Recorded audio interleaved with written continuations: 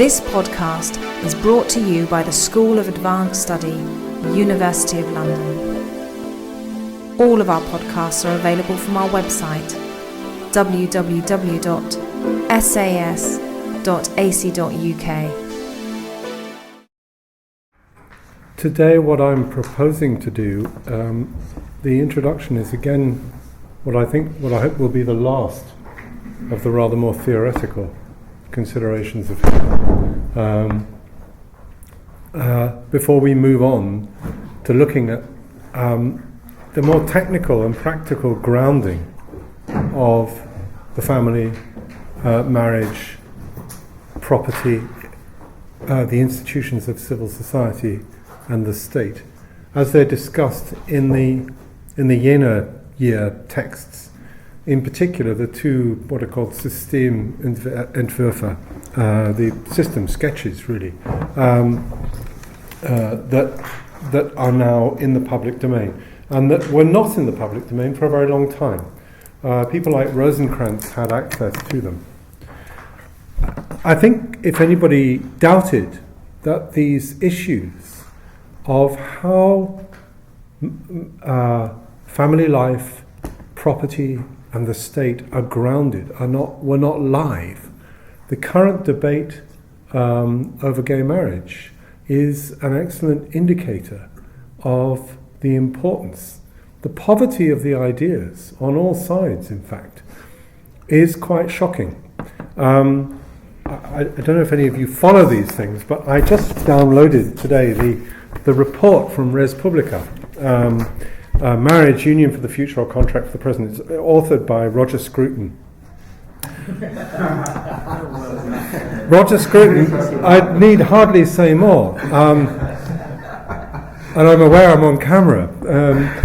But you'll know of Professor Scruton's involvement with the tobacco industry. He's a kind of a voice for hire, as it were. But he makes an extraordinary claim in this document, which is, I think, a very, very incautious claim that he and two others have made, and that is that supporters of gay marriage are in fact homophobic.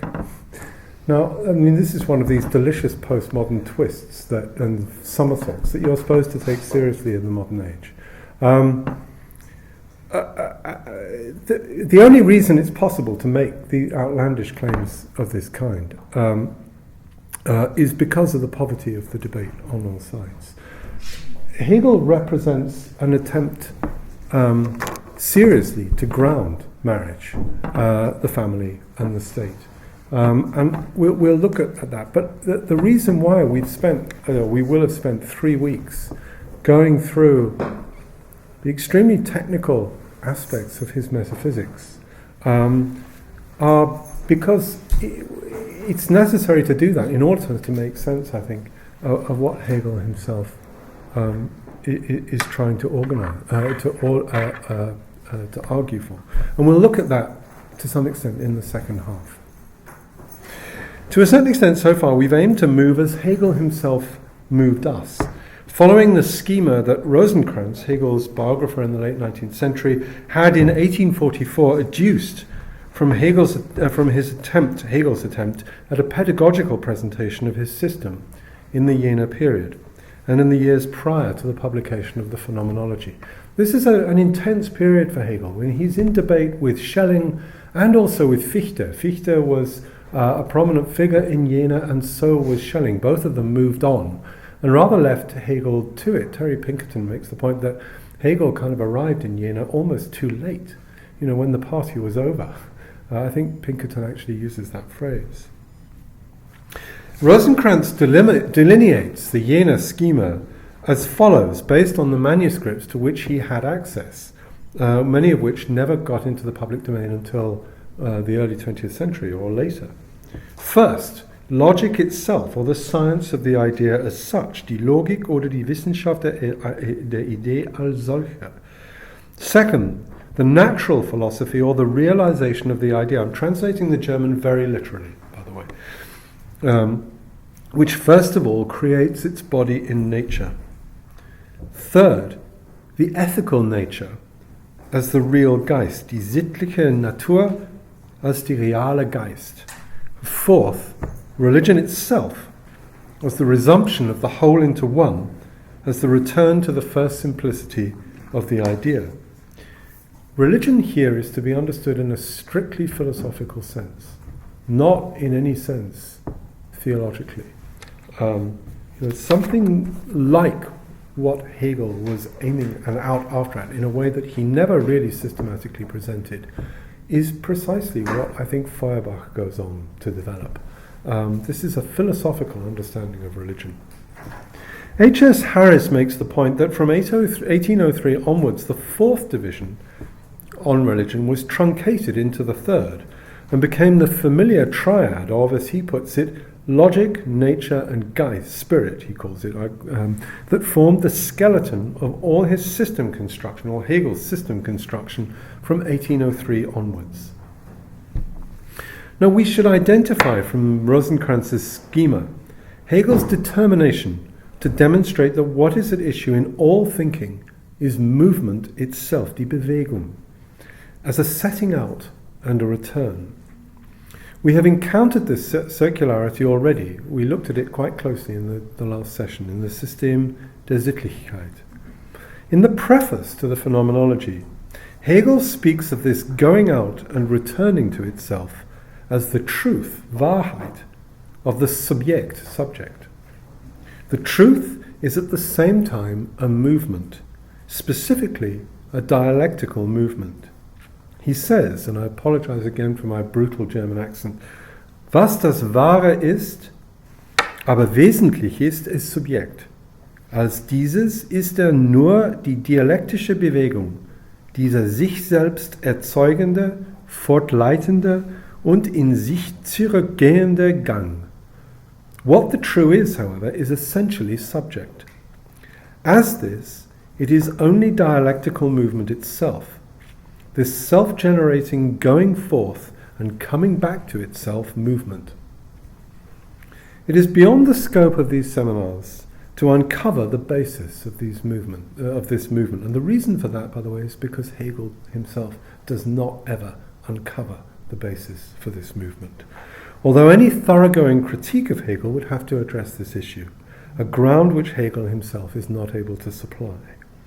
We should merely note that, especially in the discussion of freedom, Hegel makes frequent recourse to the given, especially that nature itself is, without ever resolving the givenness of nature as such, its facticity. Thus, what gives itself in the given, and the manner and the character of this giving, here we should step aside from every similarity to either Derrida's or Marion's understanding of the gift. Thus what gives itself is left unexplored. What in each case is taken in hand, and whose meaning is pressed out, is the character of the relating of the subject to the givenness of the object. In every case, the objectness of the object is a production.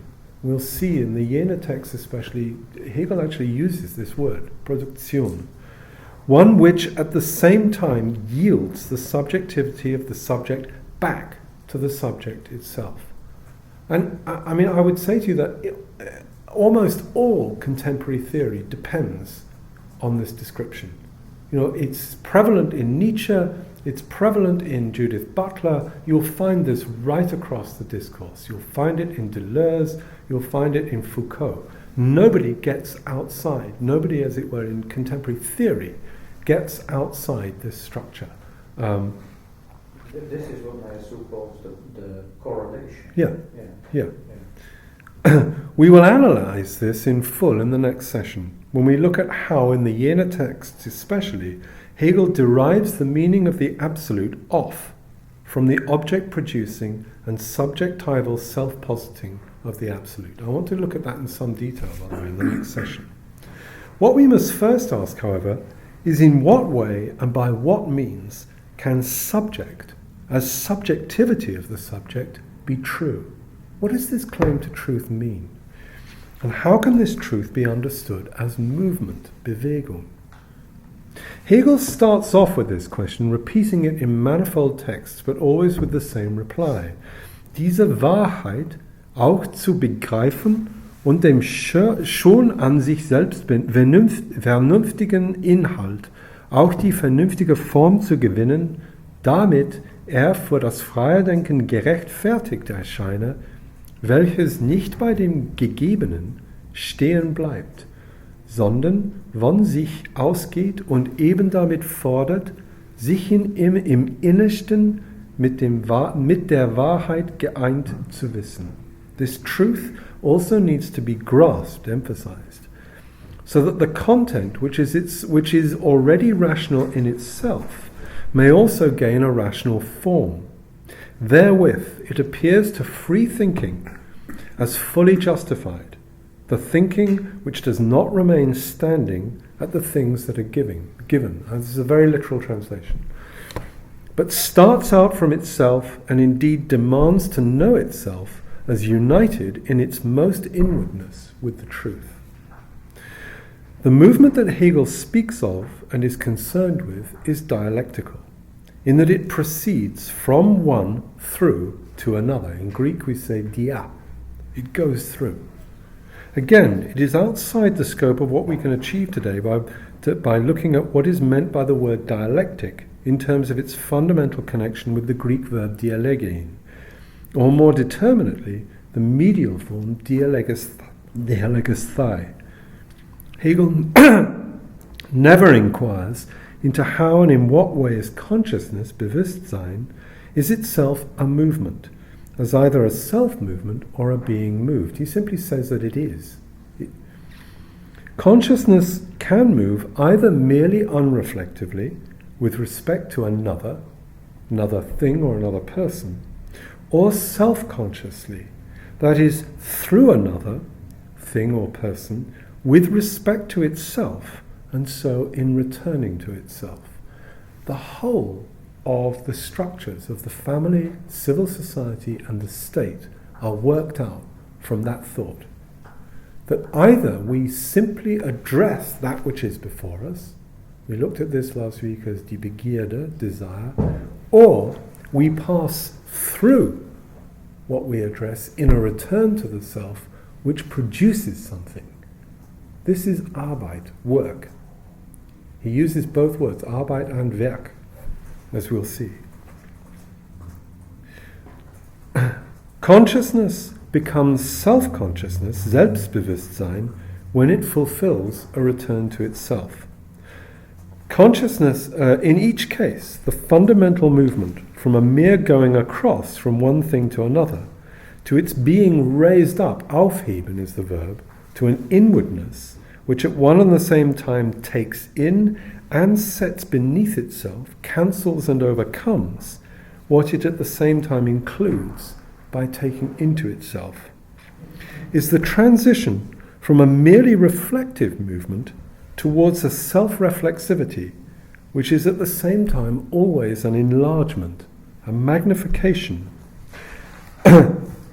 in which the infinite as the absolute is apprehended in some way and appears as a concretization and as a product of this movement. Again, the movement can remain within itself and can itself be occasioned by, or the movement can itself be occasioned by a further movement beyond. This is what Hegel means by the Aufhebung or sublation of movement, which is in each case both an upholding and a suspending and cancelling and an overcoming of what stands before the subjectivity of the subject. Commentators on Hegel and the development of idealism as such have consistently traced the relationship of the development of dialectical thought not only to the first, but also the third of Kant's critiques, the Kritik der Urteilskraft, or critique of the power of judgment. It's normally known in English as the critique of judgment. The Kraft is left off, but in fact it's incredibly important to remember that it's Urteilskraft, often without easily or necessarily explaining what the connection is. You'll find this all over the place. People say, well, it's all really derived from the third critique. It is. Very rarely is it explained why. In a passage where Kant is seeking to explain the character of das Erhabene, We normally translate this into English as the sublime, but it literally means in German the upliftment, which is a literal rendering of the Greek hypsos. In a passage, therefore, where he's seeking to explain the character of this thought of upliftment, Kant explains how this movement works. The thought of upliftment, das Erhabene, has a fundamental etymological connection with Hegel's thought of aufheben, sublation, the verb. Not only are they the same word, effectively, but they describe in each thinker the same fundamental movement, this ungrounded, this movement which I've suggested Hegel is unable to ground. Kant draws attention to how this upliftment is in itself only a movement of consciousness, which proceeds from the thing given to the supersensible. In the third critique, Kant describes how upliftment, the sublime if you like, is a negative self-deprivation of freedom, which allows the imagination, Einbildungskraft. You should hear the relationship between Urteilskraft and Einbildungskraft, literally the power of imagining, the power of making images, as a process from the Bewegung des Gemüts, the movement of the heart, the movement of the unity of the self, really, the seat of the self, perception itself, to be a Werkzeug, he says, der Vernunft und ihrer Ideen, an instrument of reason and its ideas. This he calls eine Macht, unserer Unabhängigkeit gegen die Natureinflüsse zu behaupten. The power, or a power, to assert our independence against the influence of nature. So this, for Kant, this is the setting of the individual over against nature. What Hegel does is he moves this from a setting against to, through the opposition, a positing together. Kant contrasts upliftment, das Erhabene, as something negative with beauty, which he defines as a positive quality. That explains the structure of the third critique. First of all, there's a discussion of the sublime, or the das Erhabene. Then there's a discussion of beauty. It's never explained, by the way, in the third critique, why this structure is in the way that it is. Because we are so used to positing the negative as something less than the positive, we could miss the import of what is asserted here. For the negation in question is a fundamental withdrawal that is intrinsic to the thought of sublation. The negation as cancelling that lets the absolute as the total and the all appear. Now that's what I want to explain today. That's what's going on in Hegel, in every single movement, in every single structure where the individual becomes a subject in some way. And therefore, in all the structures of perception, of the formation of the family, of the formation of civil society, of the production and ownership of property, and ultimately the production of the state. What Kant describes is the fundamental negation in the very movement of consciousness that Hegel develops as the thought of sublation, Aufhebung. Do we therefore draw a connection step by step between, say, the words that Kant uses and thereby and the way that Hegel uses them, and thereby seek their immediate analogues in Hegel's texts? In other words, are we just interested in the history of ideas? Or do we rather not understand that the very movement which not Kant but Descartes describes as the positing of the I think, ich denke, cogito, is in itself the moment as a movement of doubt, as an absolute moment of negation, the denial of all things for the sake of the appearing and making self-consciously manifest that thing which is intrinsic to the thought of the subjectivity of the subject itself. A movement that will repeat itself again and again as thought itself seeks to reach an adequate grounding of the subjectivity of the subject. In other words, what I'm trying to do is I'm trying to show how in the third critique Kant takes over the method of doubt and, as it were, expands it to explain it in its full implications. Descartes really does very little with it. he simply unfolds it as a structure. Kant then tries to make this structure a transcendental structure. Hegel is in many ways struggling with the consequences of that. But all of this is an attempt to ground a fundamental insight that I think Descartes has. Hegel will come to say, in relation to his criticism of Fichte, that the negation as such, is only the means by which the positive is attained to in the absolute. Philosophy, Hegel says, must not drown in the infinite, alles Endliche in Unendlichen versenkt, he says at one point. But rather we must understand that das Absolut selbst aber ist darum die Identität der Identität und die Nicht-Identität. Entgegensetzen und Einssein ist zugleich in ihm. The Absolute itself is therefore the identity of identity and non-identity. The contraposition, that's how I've translated Entgegensetzung, and being one is the same in it. This is that if you get this, you'll understand all dialectics. I show you. Okay, das Absolut selbst aber ist darum die Identität der Identität und der Nicht-Identität. It's the identity of identity and non-identity. Entgegensetzen und Einssein ist zugleich in ihm. Contraposition or contrariness, opposition, the setting up of opposites, and being one, being united, is the same in it. Now all the English translations, by the way, that I looked at say are the same. Hegel has already moved into the singular in the German. Ist zugleich, not sind zugleich. And can I just say to you, especially those of you who are writing theses at the moment, check these things. If you're working in English, look at the original language. Everybody can work out the difference, except if you're dealing with Sanskrit or Russian. Everyone can work out the difference between a plural and a singular, even in a language we don't know. Because too often translators simply think with grammatical categories which they have not modified since the days they were in primary school. But a philosopher who is not a translator thinks absolutely concretely about what he or she says. And I have frequently encountered modifications of the person or the number in original texts in their translations which absolutely confuse the reader.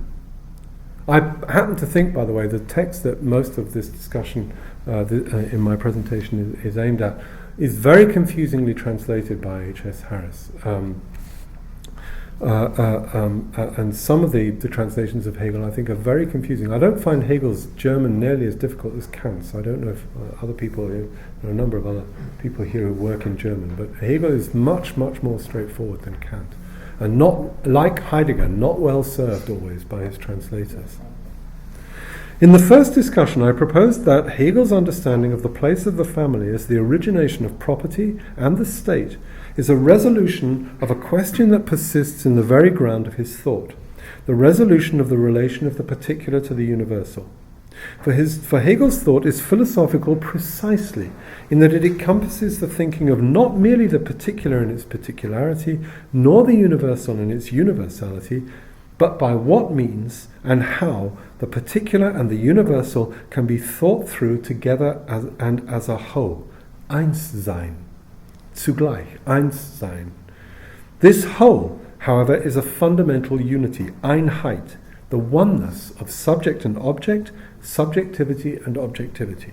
This Einheit, Einssein, unity, being one, is at one at the same time the Allgemeinheit, the all, taken as such in the concept, die Begriff. The question is always, and in each case, how? How is this to be attained? And what does it have to do with the concrete forms of the family, property, and the state? So far we have read Hegel as he intends us to read him. We have attempted to read with Hegel. In this sense we have been seeking to understand the matters at hand as Hegel understands them. A certain amount of work has therefore had to be undertaken. We've had to learn Hegel's language, to be honest. The exposition of Hegel is in no way straightforward or easy. Indeed, not for nothing is Hegel known to be among the most difficult of philosophers. Moreover, and in the Anglo-Saxon tradition of philosophy especially, there is a well-established tradition of reading Hegel despite himself, that is to say, despite his underlying metaphysics, or by separating out his social theory, in inverted commas, from his logic. Just read the preface of the Rechts philosophy if you want to pursue that as a method, where Hegel says you can't read this book unless you know my logic. And yet you will find any number of English commentators who will say the Rechts philosophy, of course, is entirely intelligible without the metaphysics. It's not. Hegel is explicit that we cannot proceed in this way. His philosophy of right and his philosophy of nature is explicitly only understandable with respect to and through the science of the idea, the science of objective and subjective logic. What then is Hegel doing when he lays out for us an understanding of the family, property, and the state? Hegel is a direct critic of that thinking which is merely a projecting forth, a demanding of the ought in relation to what manifests itself. You'll find this especially in his critique of Fichte, but if you look around the texts of the Jenaer period, and indeed if you read the preface to the Rechts Philosophie, many of the theories that are of what we would say the basis of contemporary social theory now were clearly around after the French Revolution. You'll find them easily. And Hegel takes them all on and says these people are bonkers. The preface of the Rechts Philosophie has in its cites a guy called Fries, but he names any number of people in a number of texts that he thinks are simply, as it were, what management consultants call blue skies thinking, just projecting the way they think the world they would like it to be, the way it ought to be, and so forth. His real criticism of Fichte is that Fichte is unable to connect the imperative of the ought with the actuality of the is. This is really a criticism of Kant. The consideration of this question marks Hegel's very entry into idealist philosophy at Jena, and, as I've said, in his criticism of Fichte. We have already considered a section of Hegel's System der Sittlichkeit, the system of ethicality, whose subtitle is Kritik des Fichtischen Naturrechts, criticism of the Fichtean natural right. The text, in other words, one of Fichte's major texts. In considering the texts and lectures of the Jena period, the period immediately prior to and culminating in the publication of the Phänomenologie of Geistes, we are confronted with Hegel's first genuine book of philosophy, published in July 1801 under the title Differenz des Fichtischen und Schellingschen Systems der Philosophie, Difference of the Fichtean and Schellingian systems of philosophy, or system of philosophy. We could, if we wanted, spend considerable time tracing the relationship between Kant, Fichte, and Hegel, throwing in Schelling for good measure along the way, in trying to understand the development of Hegel's philosophical position. In this sense, we accomplish an understanding and placement of Hegel within the history of ideas, and we become ourselves experts in debates that, frankly, are long over. We could, as many philosophers currently do, offer to tidy up Hegel or rearrange him, or we could produce different, new or renewed and different forms of transcendental or real or ideal or critical or pre-critical philosophy. Indeed, we could probably take any two of these terms, make one an adjective and another a noun, and found a school, which might gain us a few followers and a position, both in a corner of thinking and in the university, from which we could sally forth from time to time with lengthy or otherwise treatises. To undertake any of these exercises might be an interesting pastime, but in no sense would it be philosophy, nor would we ever touch what drove Hegel in his confrontation with Fichte, and his taking over of, and his renewed understanding of questions that beset both him and Schelling.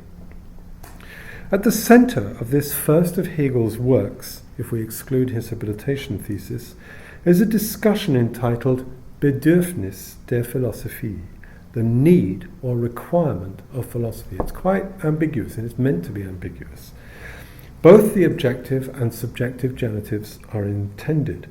Hegel proposes that there is a need for philosophy, and that philosophy is itself in need or needy. How does this need arise? Wenn die Macht der Vereinigung aus dem Leben der Menschen verschwindet und die Gegensätze ihrer lebendigen Beziehung und Wechselwirkung verloren haben und Selbstständigkeit gewinnen, entsteht das Bedürfnis der Philosophie. When the power of making as one vanishes from the life of men, and the contraries or antitheses have lost their living relating and the power of exchange and gain their own standing, the need of philosophy arises. It's talking about real social conditions. From this point of view, the need is zufällig, it's contingent or accidental. But with respect to the question at hand, the need is more urgent, it's more pressing. What is the need that is named? That same need that emerges since Kant and since Descartes before him, and which Hegel believes Fichte has been unable to meet. This need, Hegel says, is notwendig.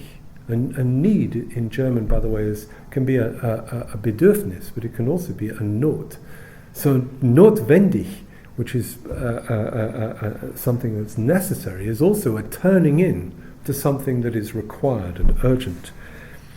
It is a need that demands that we turn towards it. This need, Hegel says, at the same time, it is a need to overcome, fulfill, and complete. The verb Hegel uses in this context is aufzuheben, the sublation of Hegel's thought in general. What is it that he seeks to overcome, while at the same time preserving and cancelling? The English translation has suspending, which completely fails to explain its meaning, by the way. The given, gegebenen, Entzweiung, literally the making of two standing over against each other, a dividing up, but also a conflict. What two are at issue? This word Entzweiung occurs all the way through this book of 1801. Die Entgegensetzung der fest gewordenen Subjektivität und Objektivität, he says. This is the Entzweiung. The opposition, setting and positing against one another, of that which has become fast, rigidified. Subjectivity and objectivity have stand over against each other, he says. What is the given opposition? Immediately Hegel argues it is das Gewordensein der intellektuellen und reellen Welt. The having become, this is Aristotle's ein, by the way. If any of you know your Greek, you know the ein of the metaphysics, absolutely fundamental. That which was and goes on being, the ein, Gewordensein, of the intellectual and real world. But as this, it is, he says, ein Werden zu begreifen, a grasping as a becoming. He concludes, in der unendlichen Tätigkeit des Werdens und Produzierens hat die Vernunft das, was getrennt war, vereinigt und die absolute Entzweiung zu einer relativen heruntergesetzt, welche durch die ursprüngliche Identität bedingt ist. In the infinite activity of becoming and of producing, reason has rendered one what was sundered, and the absolute division has been reduced, literally set underneath, to a relative one that is conditioned through the original identity. All of this, he says, is a begreifen, a grasping, but a grasping in what way? For what is spoken of is an infinite activity, Tätigkeit. This activity is twofold. It is to be understood at one and the same time as a becoming, ein Werden, and a producing, produzieren. Does this mean that every becoming and producing is at the same time an Aufhebung, a sublation? No, precisely not. Only that becoming and producing which is at the same time a reduction of division, an overcoming of the Entzweiung. The division of subject and object is, strictly speaking, an Aufhebung, a sublation. However, every sublation is at the same time a setting of something under and aside, and so is itself a going higher, a proceeding forth in its overcoming. How then is this becoming as producing to be understood? When and where do we encounter it? Hegel proceeds, wann und wo und in welcher Form solche Selbstreproduktionen der Vernunft als Philosophien auftreten, ist zufällig. Diese Zufälligkeit muss daraus begriffen werden, dass die Absolute als eine objektive Totalität sich setzt. When and where and in what form such self-reproduction of reason appear is accidental. Harris has in his translation contingent. This accidence must be comprehended thus, that the Absolute posits itself as an objective totality. What is zufällig, accidental or contingent is merely what is temporal, what appears in time. It is in this sense that later in the Phänomenologie Hegel will say that die Zeit ist der Begriff selbst, der da ist und als leere Anschauung sich dem Bewusstsein vorstellt. Deswegen erscheint der Geist notwendig in der Zeit, und er erscheint so lange in der Zeit, als er nicht seinen reinen Begriff erfasst. Das heißt, nicht die Zeit tilgt. Time as such is the concept itself, which is here, and is represented to the consciousness as empty intuiting. Therefore, Geist necessarily appears in time, and it appears in time for as long as it does not comprehend its pure concept, i.e., it has not annulled time. What's going on here is Hegel's attempt to overcome the supersensible. Whereas Kant describes the sublime as the projecting forth to a supersensible which can never really be known, for Hegel, because the supersensible always takes a concrete form, it always has the capacity to be known, to be able to enter consciousness, but it's only fully comprehended through self-consciousness. Time then is the verb here, tilgen, replaces aufheben, precisely because it indicates the finality of what has been made into one, the final unity of the appearance of the Absolute. This is the goal of all begreifen, erfassen, grasping or conceiving, as completed. And so it is when no further sublation is possible, when the Absolute is self-manifest to itself, when we have absolute self-consciousness. Time then is the condition, the possibility for the Entzweiung, the division. Time is what is to be overcome in the attainment of the self-positing of the Absolute. In discussing the need and requirement of philosophy, Hegel says there are two presuppositions. In this, Hegel is accounting for two different kinds of thinking. Die eine ist die Absolute selbst. Es ist das Ziel, das gesucht wird. The one is the Absolute itself. It is the goal that comes to be sought. The other is that thinking which is preoccupied with the Entzweiung itself, the division into being and not being, concept and being, finitude and infinity. He uses all of these terms. It is this second thinking under which all thinking other than Hegel's, and for that matter Schelling's, is to be brought. That thinking which can think the Entzweiung in its manifold forms, but is not capable of thinking the one, the Absolute itself, the making into one. This Absolute has a most peculiar property, however, even as that out towards which we are aimed, as the goal, the Ziel. This goal is, precisely because it is not temporal and is outside time, es ist schon vorhanden. It is already at hand. This is an extraordinary thing to say. We're going out after something. We're going out after something which is already with us. If anything should make available to us the genuine meaning of Hegel's metaphysics, it is above all this. That toward which we are aimed, that which reason itself produces, is at the same time that which is already at hand. Reason, therefore, uncovers and makes available that which is already available. Reason here is that which is producing and becoming.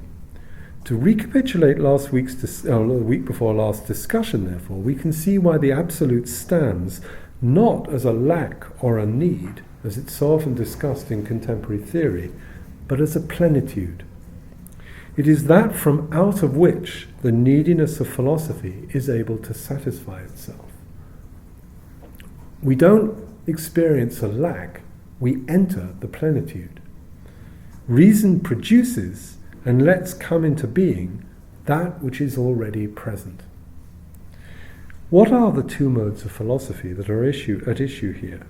On the one hand is that philosophizing which is able to bring to life the twofoldness of the Entzweiung. It is this that Hegel understands to be the work of intelligence itself. The second is the sublation of the twofoldness into the singularity of the absolute, the one itself. This, by the way, is what speculation is. This is what speculative philosophy really means. All genuine sublation is an overcoming and nullification of the two, aimed at the one of the absolute, Einheit, Einssein, unity of the absolute. What this means is that in every sublation, the onefold, the absolute, appears.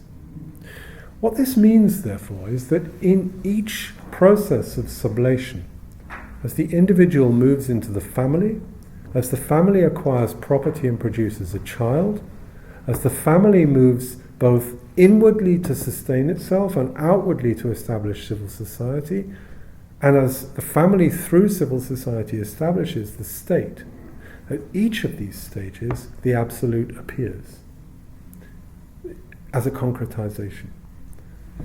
In other words, the absolute isn't at the end of the chain. Rather, the absolute is constantly being made present. But it's a presence which was already there, waiting to be uncovered. What is the condition for the appearance of the absolute? Hegel completes his discussion of the absolute in this text in the following words. Die Vernunft produziert es nur, indem sie das Bewusstsein von den Beschränkungen befreit. Dies Aufheben der Beschränkungen ist bedingt durch die vorausgesetzte Unbeschränktheit. Reason itself produces the absolute only inasmuch as it frees consciousness from the limitations. This sublation of the limitations is conditioned through the presupposed unlimitedness. Reason produces only inasmuch as it frees. Freedom is the freedom to produce. Does this mean that every production is carried out as a release into freedom, befreien? To the contrary, only that activity which is at the same time a sublation, whose goal is cancellation itself, is a release into freedom. Only that activity which lifts us up, which takes us beyond, is a release into freedom. At the very center of Hegel's understanding of philosophy is a concern for freedom. This is a commonplace. You'll find this, everyone agrees this. Rarely is it ever properly explicated or understood. We say that the aim of the dialectic is freedom, the resolution of the problem of freedom, a problem we find left over from Kant, of Kant's inability, restated as late as the notes from his Opus Posthumum, the unpublished last work, as it were, or the posthumous work, to resolve the problem of freedom and necessity, not only in the noumenal realm, but with respect to the phenomena. Here, we catch a glimpse of Hegel's resolution of the question of freedom. Freedom manifests itself in every genuine grasping and comprehending, only insofar as that grasping and comprehending is at the same time a genuine Aufhebung, a genuine sublation. Absolute freedom culminates, exactly by the way as it did for Thomas Aquinas 5 centuries before him, in the self-positing of the absolute. Sublating, Aufhebung, is self-positing in freedom. However, absolute self-positing as freedom is at the same time an annulment, specifically an annulment of time. Now, how does this work? Hegel speaks in 1801 of die Freiheit des Subjekts und die Notwendigkeit des Objekts. the freedom of subjects and the necessity of objects. Subjects, or rather subjectivity as such, are and is free. Objects, or rather objectivity, exhibits necessity. Later he adds that freedom and necessity are ideal. Freiheit und Notwendigkeit sind ideelle Faktoren, also nicht in reeller Entgegensetzung. Freedom and necessity are ideal factors, thus not in real opposition to each other. Thus freedom is not in any sense a goal, something that can only be understood as the end or the final unity of the self-positing of the absolute. Freedom doesn't pop out at the end of the dialectic.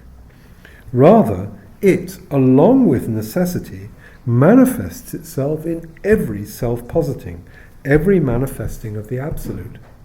Every time the absolute genuinely appears, it appears freely. This is what he's saying. Das, insofern er sich in eine beschränkte Form, in bestimmte Punkte der objektive Totalität setzt, bleibt, was es ist, ein nicht beschränktes.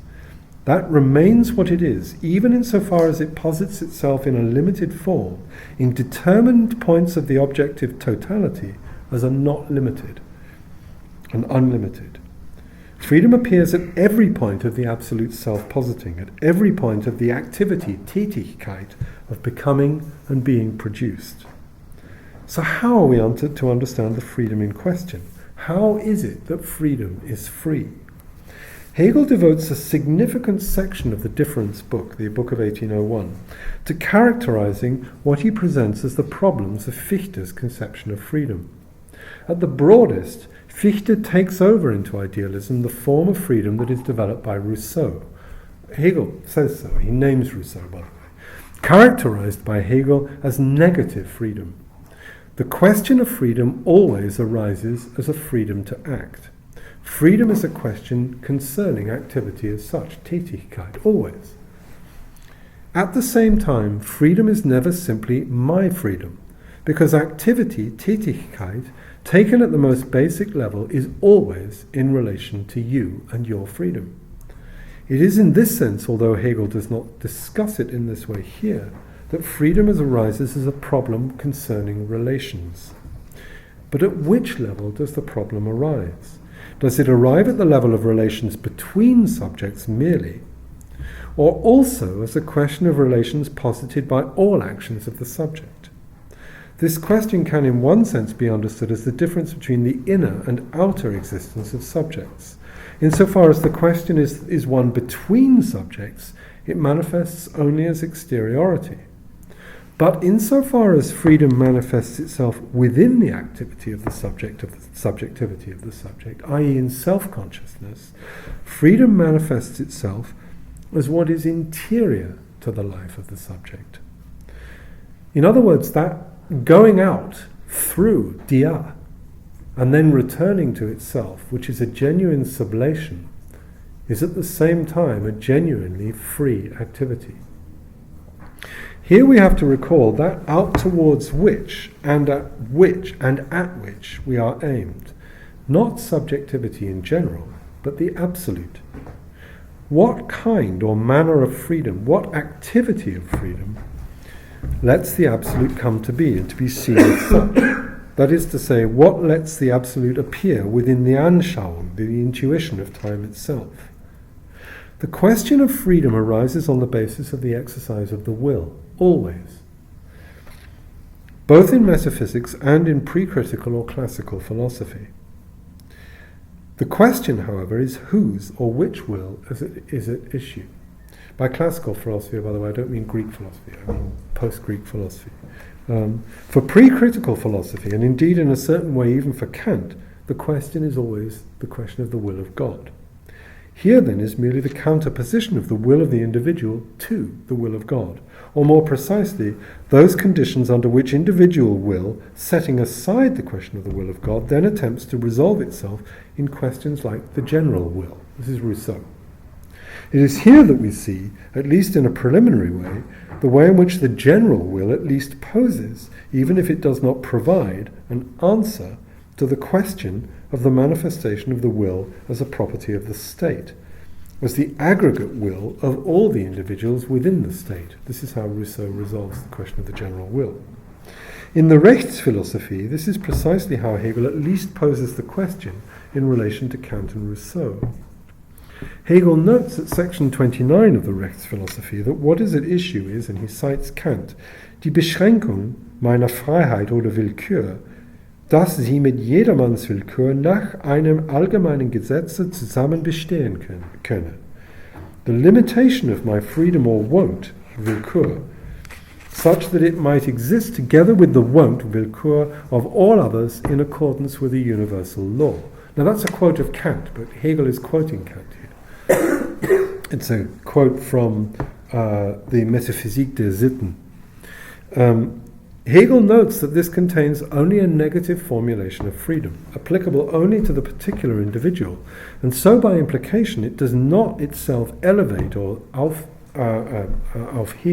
sublate the individual to the level of a subject. As such, it formulates the will and wont of the particular individual, rather than what he refers to as the will as a rational will, which has being in and for itself. This is Geist as true Geist.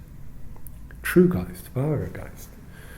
The rational will is therefore recalling the mark we made in the last session that Hegel's thought, as was Nietzsche's, must be read as a philosophy of plenitude, not lack. The rational will is that plenitude wherein freedom and necessity are united and made one, as the absolute. It is here that Hegel considers the contradiction of this negative form of freedom, originally identified with Rousseau, that he believes is the consequence of Fichte's system. In the Difference book of 1801, Hegel criticizes Fichte because Fichte is unable to show how in each case the suspension of freedom is for the sake of a higher set of relations, through which freedom reappears. This is a dialectical movement. Freedom which imposes limitation, which is, as it were, turned back on itself, has the potential to become tyranny. In contrast, in der lebendigen Beziehung ist allein insofern Freiheit, als sie die Möglichkeit, sich selbst aufzuheben und andere Beziehungen einzugehen, in sich schließt. In such living relating, there is only freedom insofar as it includes the possibility of sublating itself and entering into other connections. Freedom is freedom for the absolute to appear more fully. That's what he's saying. The absolute therefore appears through and as the living connections that humanity makes. This includes, therefore, the most fundamental institutions which humanity produces. Hegel does not say this here, but he does make it clear in other texts. Here, the fear is the creation of institutions which subjectivity does not find itself included within through its producing and becoming, but rather which stand over against the individuals in question, and so have the capacity to tyrannize us. In Fichte's, and by implication Rousseau's and Kant's case, the formulation of the general will stands over against the individuals in the state. Indem die Beschränkung durch die gemeinsamen Willen zum Gesetz erhoben und als Begriff fixiert ist, wird die wahre Freiheit, die Möglichkeit, eine bestimmte Beziehung aufzuheben, vernichtet. In that limitation through the general will, the limitation through the general will is raised up as the law and fixed as a concept, the true freedom, as the possibility of sublating a particular relation, i.e. to a higher one, is annulled. It's annihilated, vernichtet. It is here that we can understand Hegel's description of the exercise of the will as an ablassen. We encountered this in the last session. A surrender. When he says, will is to be understood not through its assertion, but through its surrender, ablassen. Denn das Aufgeben des eigenen Willens ist nur einerseits negativ, seinem Begriff nach oder an sich, zugleich aber positiv, nämlich das Setzen des Willens als eines anderen und bestimmt des Willens als eines nicht Einzelnen, sondern allgemeinen. Therefore, the giving up of one's own will is only in one aspect negative. Its concept, however, or in itself, it is at the same, however, positive, namely the positing of the will as of another, and the determining of willing as a not particular, but universal, i.e. a universal thing. It is not in intelligence alone that freedom manifests itself. Nature is also grounded in freedom, or rather makes freedom manifest. Die Natur dagegen hat Freiheit, denn sie ist nicht ein ruhendes Sein, sondern zugleich ein Werden, ein Sein, das nicht von außen entzweit und synthesiert wird, sondern sich in sich selbst trennt und vereint und in keiner ihrer Gestalten sich als ein bloß beschränktes, sondern als das Ganze freisetzt. Und insofern ist keine Gestalt der Natur beschränkt, sondern frei. Nature itself, on the other side, has freedom, for it is not a stationary being, but at the same a becoming, a being that comes to be divided and synthesized from without, but itself splits, not a being that comes to be divided and synthesized from without, but itself splits and unifies itself and freely posits itself in none of its forms as something merely limited, but rather as the whole. And to this extent, no form of nature is limited, but free. Nevertheless, the becoming character of nature is to be comprehended, and so fulfilled and annulled by the self-positing of the Absolute. Hegel will repeat this point in the preface of the Rechts philosophy, but is spelt out in the difference text in relation to production.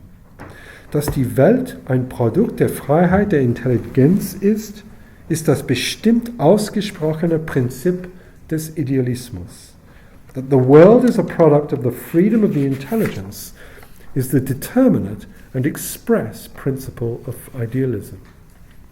The becoming of nature, which has freedom, yet nature makes no act of freedom. Only philosophical reflection is capable of such an act.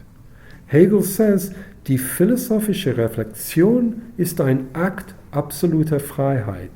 Sie erhebt sich mit absoluter Willkür aus der Sphäre des Gegebenseins und produziert mit Bewusstsein. Das sich selbst setzen, Identität des Subjekts und Objekts, ist freier Tätigkeit. Philosophical reflection itself is an act of absolute freedom. It sublates itself with absolute choice or won't out of the sphere of the being given and produces with consciousness itself the self-positing identity of the subject and object is free activity. This producing is at the same time a negating. It is a negating in that it sublates what it makes into one as the identity of subject and object. And it negates because every free act in this manner is accomplished through an ablassen, a limitation of the will that at the same time lets what is willed appear as willed. It lets what's already there be unveiled, we might say. In this sense, what is described here is the free sublation of desire, die Begierde, as work, die Arbeit, which is, as achieved through a freely chosen limitation, both united to the infinite and gehemmt, he says, is held back, or in a holding back that shapes the will, a holding back that accomplishes a product in the production of world as such. Thus, all production, all sublation, is accompanied by a constant negation, a constant limitation that is the occasion for and permits the objectified appearance of the Absolute. This constant negation, which occasions the return of the self to itself, is at the same time the means by which the Absolute appears. The Absolute makes itself present as constant presence. Negation is therefore itself negated in presence. This manifesting itself as presence results in exteriorization. The word here is Entäußerung. If you know your Marx, you know how important this word is.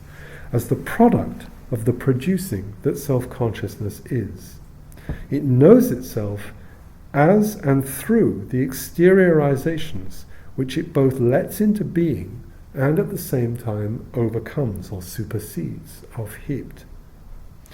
Hegel makes the connection between this externalization and right itself in the Phänomenology, where he describes in abstract terms the relationship of externalization and estrangement that the relations of self-consciousness have to externalized forms, which we will come to see in the most fundamental forms of the family, property, the institutions of civil society, and the state.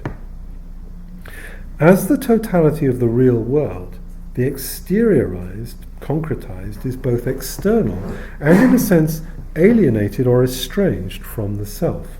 The words he used the verbs he uses are entäußert or entfremdet. At the same time, Hegel asserts, aber diese Welt ist geistiges Wesen. Sie ist an sich die Durchdringung des Seins und der Individualität.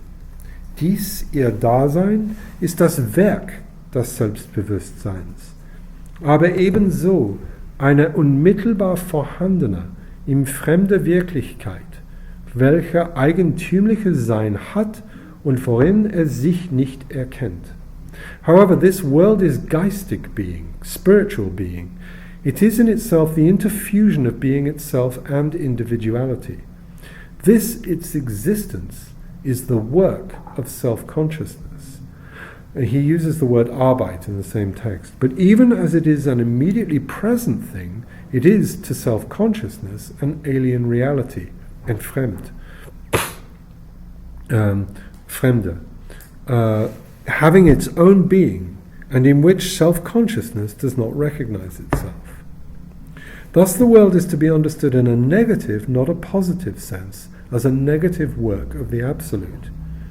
Sie erhielt ihr Dasein durch die eigene Entäußerung und Entwesung des Selbstbewusstseins, welche ihm in der Verwüstung, die in der Feld des Rechts herrscht, die äußerliche Gewalt des losgebundenen Elemente anzutun scheint. Diese für sich sind nur das reine Verwüsten und die Auflösung ihrer selbst. Diese Auflösung aber, dies ihr negatives Wesen, ist eben das Selbst. Es ist ihr Subjekt, ihr Tun und Werden. It obtains its existence through self-consciousness, self-consciousness's own exteriorization and unessence, which in the devastation which prevails in the world of right, which appears to inflict on self-consciousness an exterior violence of liberated elements. These by themselves are the sheer ruin and dissolution of themselves. This dissolution, however, this their negative essence, is just the self. It is their subject, their activity, and their becoming. Now, that I think lays the ground for how we're to understand the specific institutions of subjectivity in the family, civil society, and the state, which is what I hope to do in the second half and in the next session. Thank you very much. We'll have a short break, and then Jacob's very kindly offered just for a couple of minutes to introduce the text itself, make some observations about it, and then we'll look at the specific text and discuss any questions that have arisen. We could reconvene by 1:45 at the latest. I'll be very grateful. Sorry, I've got to leave. Yeah. The last 3 lectures, is it possible to Yes, of course. Thank you very much. I took notes, but I'm glad this lecture I understood the first and this one. I understood the one last time. Okay. But I read it. Thanks so much. Now, I've got to stay with you to tea today. Okay. What All do you right. think, a large tea? A large tea would be fantastic. Yeah. Thank you. Milk? Yeah, please. Thank you.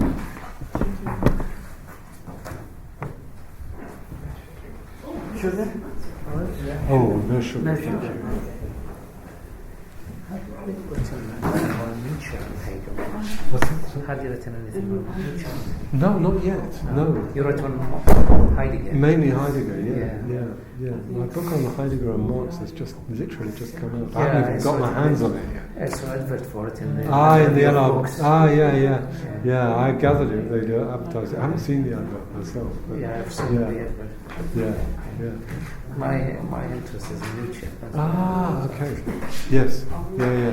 No, that's you refer to Nietzsche. well because it's becoming clearer and clearer to me how close Nietzsche is to Hegel. Yeah. But he had negative remarks about him. He did. Yeah. He says in A.K. Holm, he said, "We German complicated things, always complicated things." He said if there was no Hegel, we'd have a created Hegel.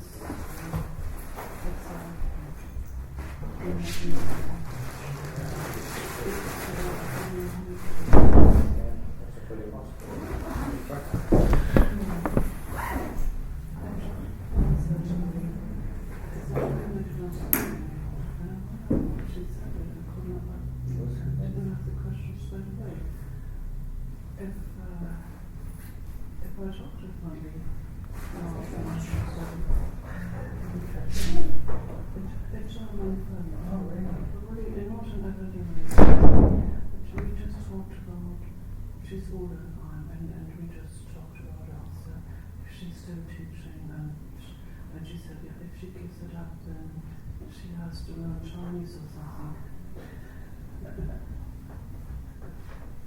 And this connection, she said that.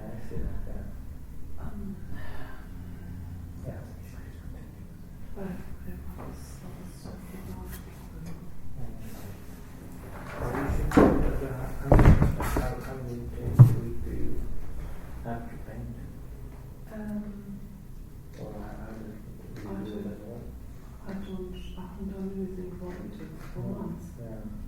And, well, I should be willing to do, but I mean, I'm starting off something new, so I don't really know how that will work. I don't know how the driving is going for this week. And if I would do it at home, my center is that it will try to do it. So what would be different? So you're not using your studio space at all? In April. Pardon? You're not using a studio space at all, man? No, so far I will now. Yeah. I will find out. And in April, I think it's April, but it's already March, once competitions come up, I want to check out. So,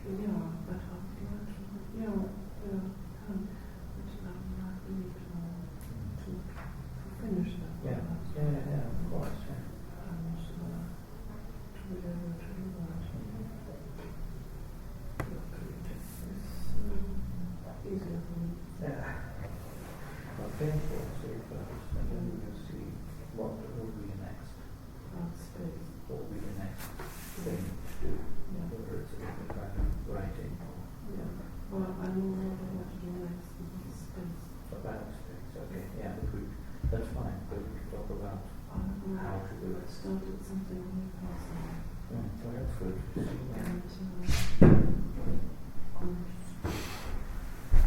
And extremely kind of you. No sugar. No, thank you. Thank you very much. I'm interested in that thing there by, is that by Roger Scruton, that Yeah, pamphlet? you can download it, or if you, Right. I'll email it to your wife if you, Thank you, if thank you you. wish. You know, it's interesting what you say about Roger Scruton. He is, I think he's a very interesting man. He is. Yeah. I mean, I don't like his political views, but... He's a very fine expositor of Kant. Oh yeah. I'm going to also his aesthetics. I mean, he is he's a very good teacher. Oh, yeah. But it's funny what you're saying. I've always thought of him as, although I don't like his politics, I've always thought of him as being very honest. But you sort of question that, I Well, gather. he got himself into a lot of trouble with, over some years ago, he wrote to the Japanese tobacco industry Yeah. and offered, in The Guardian ran a story on this, you obviously know about this. I don't know how about this. Oh no, in 2002. Scruton writing in the Guardian, that sounds like... No, The Guardian blew the story, Oh, I see. which is that Scruton wrote to the Japanese tobacco industry and said that if they paid him so much a month, Yeah. he would place in the Western press articles in support of tobacco smoking. Really? Yeah, there was a huge hoo-ha about it. I'm The amazed. audacity of that, you know, I mean, maybe I can write to him and see if I could. But also, it's very stupid. Did they offer him the money? I don't know, just if you Google Scruton and tobacco, the first thing that comes up is the Guardian article. I urge you to read it. I'm going to do better. I'm going to send it to my girlfriend's dad, who sends me an article the other day saying that I should heed what Scruton is saying. Oh, right, okay. Because, he's a fan. Well, I mean, Scruton is a very fine philosopher. I mean, he's, but he throws his weight behind dubious causes. That's all I would say. You can download that. Yeah, you can download this. Yeah, from the Red Publica website. As you go, my wife is. I'm computer illiterate. Right. But she does it well. Yeah. My New Year's resolution to become computer literate this year. It's modern computers are so much better than they used to be. I don't know if anyone remembers the days of DOS, but DOS computing was a nightmare. I remember buying a computer in 1987 and looking at it, and I'd switched it on, and there was this blinking A with a little chevron. And I had no idea what this meant or what to do next. I got that far. I put the disk in, switched it on, it whirred for a while, and then I got this prompt, the DOS prompt. The point that if you know how to manipulate the commands, it's a neat system, both DOS and Unix. Unlike Microsoft has gone into this clicking business. And the point, there's such a lot of power, it's too much really for one screen. That's what's happening. But there now there are screens within screens, and you don't know where it's going. It goes anywhere. But I have recently got a iPad. That is much better. I mean, with the finger you can go. Yes, I use. With this Google, you can go a long way. Well, which computer do you use? I use an Apple. We've got that. I used Microsoft Windows for a long time, but I don't like the look of their new software. So I'm really amazed to hear about Scruton, because it strikes me as being very foolish to do something like that. well, I would have thought so. Actually, he has written one whole book called Philosophy or something, Scruton, which I have. Okay. I suddenly came Those are based on the lectures he gave at Birkbeck. Birkbeck, to the undergraduates, because I went to some of those. Yeah, they're good. very good. Very good. No, we've lost Jacob. Is he? He's on his way. Is he? But what By the way, did anyone go to the pub last time? Yes, I did. Becky and I went. I went to the pub and I couldn't find anyone. Really? Yeah. How was that? The one Rising Sun? Yeah. Oh, that was extraordinary. We were there. Oh, okay. Oh, Right. I felt really bad if people did, because I hung around we for. thought you hadn't had it. We thought you weren't coming. No. Well, we will go to the pub after today. Where's this? Where's the Rising Sun? if you just go out and walk up, is it whatever street it is, Store Street, I think, isn't it? Yeah, just carry straight ahead. You'll walk into it. Yeah. Oh, I think I know. I certainly can't come today because I'm anxious. Time is ticking away, so I'm gonna hand straight. Gentlemen and ladies, I'm going to hand straight over to Jacob as we've gone past closer to. Thank you. Okay, well, before I say anything, I just want to apologise in advance that I'm not going to say anything particularly meaningful and insightful because I've been very busy in the last couple of days. So when I offered to do this, I did warn Laurence that I'm going to be very busy and I could just offer a couple of brief impressions. That's all we want. It's just a summary of the text and a couple of these. In your finest German, just like mine. So yeah, I mean, my own thesis has a lot of Kant in it, so I couldn't help but interpret this with a slightly Kantian kind of hermeneutic. I suppose I'm thinking in terms of the first few pages of the Critique der Reine from the edition, in which Kant seems to think that all forms of human self-consciousness are in some way derivable from, or can be abstracted from, experience, Erfahrung. And I suppose with Hegel, I mean, my impression of this is Hegel seems to massively increase this concept of Erfahrung, or have a much wider sense of something which in English is really called encounter. And it's the way in which consciousness through encounter goes through these stages of becoming something, for want of a better word. And that's how I interpreted this particularly in terms of desire, enjoyment, love, marriage, and reproduction. I don't know if reproduction is the right word. So yes, that was how I interpreted it in those kinds of terms, and I was struck by the timeliness of reading this week, and as Laurence mentioned, in which the legal definition of marriage is to be changed, I believe, on Thursday, I think. Tomorrow.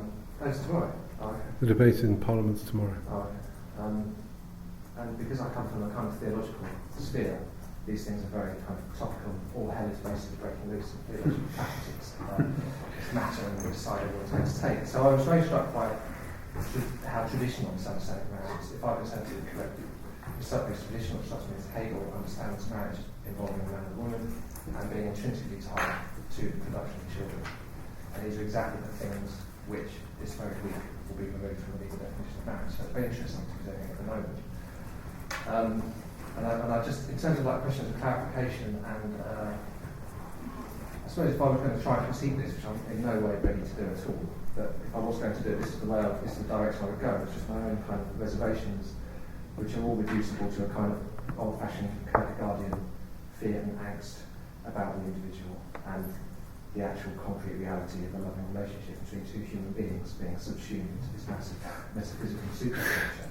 Yeah. And it seems to be particularly acute in terms of intimate relationships, which are, just a very basic sort of psychological, anthropological level, intrinsically particular. I just wonder what happens to all that. And I suppose as a corollary of that, which Laurence alluded to at the very end there, what really happens to the institution of marriage in its concrete sense.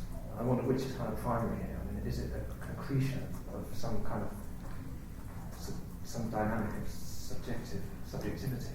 Is that how marriage comes about in Hegel's understanding? Is it a concretion of a kind of process of becoming a consciousness, or does consciousness go through this process of becoming through being caught up in the institution of marriage? So I kind of wonder which it can be. Thank you very much indeed. Thank you. Yeah. Could I put another question which came out of today's talk? I found it interesting what you said about this infinite activity of becoming. Then the thought came to me, if there is this infinite, can you really have a, so to speak, infinite activity of becoming? The more positive way of looking at it is that becoming must be directed towards some goal, which when reached, so to speak, then stops that process of becoming. But if it is a continuous process, it becomes problematic and a bit meaningless, isn't it? Because it's a process that goes on. It's a never-ending process. It's always happening, and in other words, it goes to the concept of constant change and nothing but that. I wonder if I could just direct our attention, just in terms of, just in a way of answering your question, but in terms of Jacob's questions as well, to just the first sentence. Yeah. Potenz des Besitzes und der Familie ist ein gehemmtes Vernichten durch Not oder ein absolut Äußeres. We now know that an absolute exteriority for Hegel is something dodgy. It's problematic. It needs to be dealt with. In the sense that an absolute Äußeres here is a kind of an infinite without a goal. And therefore, it needs ein gehemmtes Vernichtung. It needs to be controlled. So it needs to be brought in. This is the transformation, surely, of the Begierde, desire, sexual desire in this case, into a work. Ein Werk or Arbeit. Isn't that what we have here in the very first sentence? And this is all an annihilation of a kind of uncontrolled infinite, where we're going to bring the will to bear in a controlled way on what would otherwise be an uncontrolled desire.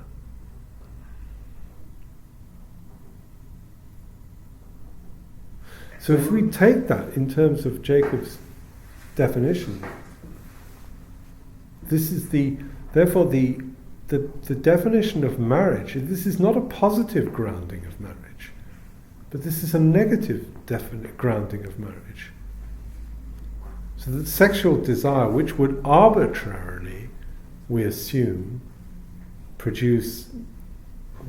some kind of fecundity like rabbits. Multiple, unrestricted sexual activity is converted into a work in which we become for each other as persons. Yeah. Otherwise, we would just be. And therefore, the Vereinigung that I've been naming all the way through the introduction is at work here. The making into one of the two. What in that first sentence does absolute Äußeres refer to? Is that the? It's either going to be. This is an either or, isn't it? It's either going to be a restricted nullification through need. So sexual desire is a need, or it's going to be a mere absolute exteriority. But an absolute exteriority is not one in which the absolute itself appears. Yeah, exactly. So that's how I understood it. So he's saying the family is exteriority. No, the family is an interiority. Uncontrolled sexual need is an exteriority. That's how I read this. Okay. The freedom of consciousness supersedes. Die Freiheit des Bewusstseins hebt diese Not. It gets over this need.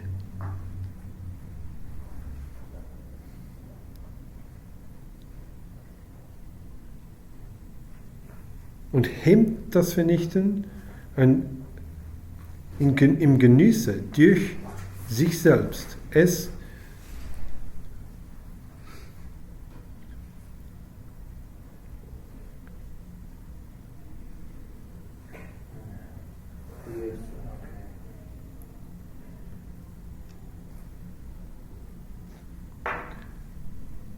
So it gets over this need by satisfying it.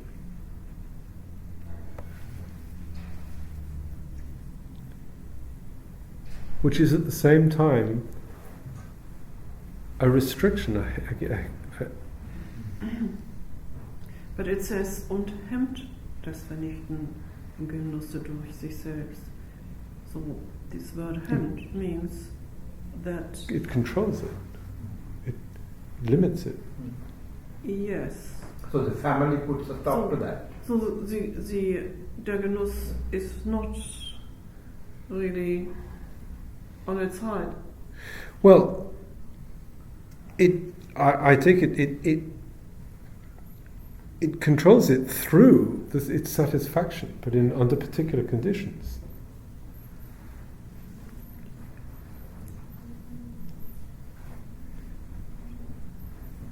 So it restricts the nullification in enjoyment. Oh no, not by enjoyment. No, it is the other way around. Es hemmt und hemmt das Vernichten im Genusse durch sich selbst. So der Genuss ist nicht vernichtet. Ich glaube, das hemmt das Vernichten, das bezieht sich auf... Es hemmt das Vernichten im Genuss, also das Vernichten im Genuss wird gehemmt. Ja. Das Vernichten im Ja. Genuss. So you can negate in satisfying. In enjoyment, but that can be Controlled. Yeah. And that's what marriage does. Yeah. Or what the family does. If it's not controlled, as it says in the footnote here, das Weib is for the man just an object of its lust. Whereas by controlling it, the Hammond is really to put a brake on it. Yep. By putting a brake on it, that object of lust becomes a person. Yep. It's quite primitive, really, sort of, as a way to think about. Well, it's establishing. This is not therefore a positive ground of the family, but it's a negative ground. It's like a social contract. It's almost like it assumes a natural state. It's establishing a social contract and then going beyond it. Yeah. He used the word contract and says. He says somewhere, doesn't it? Because he says, yes, it's not a contract. Yeah, it's not a contract. Yeah. Yeah. It's not a contract, No. and it's not a contract because there is a union. You know, these two consciousnesses are going eventually to become one. Yeah. Because they will then form the one side of a dialectic, which ushers in the other, which is the child. That's exactly it. Yeah. But is it? But something that struck me when I read it. You might say all of this is very, like you said, it's a very massive metaphysical interpretation of human relationships, but it equally applies to friendship, doesn't it? Yeah. It's not necessarily why is it? There is, for instance, in the Platonic dialogues, and in Aristotle as well, there is a sense in which an eros takes place between two individuals, which is then satisfied in philia. Philia is a stable state. Yeah, it's a completion. Plato literally says some people have children, other people write books on philosophical conversations, but there's an outcome of it. There's an outcome which is stabilized. Now, in Hegel here, I don't think this is strictly speaking stabilized. It's going to it's going to exceed itself. Precisely, the limitation is for the sake of something else that's going to happen, a transcendence that's going to happen after the limitation. In the form of the child. In the form of the child, and in the form of the establishment of other social relations. Yeah, because I think in the first text we read, he makes the comment that if it was only the child, then the marriage would cease. Yeah. The moment the child was born or independent. But in fact, that's not the case. And he goes on to describe. So the marriage needs to remain, for instance, for the education of the child, for a start. I was quite struck that he uses the word highly. described like the marriage bond. Yeah. Does he use that a lot? I think he has no trouble in taking over a quite overtly Christian terminology, both here and in the Rechts philosophy at certain times. It's a sacred bond. Yeah.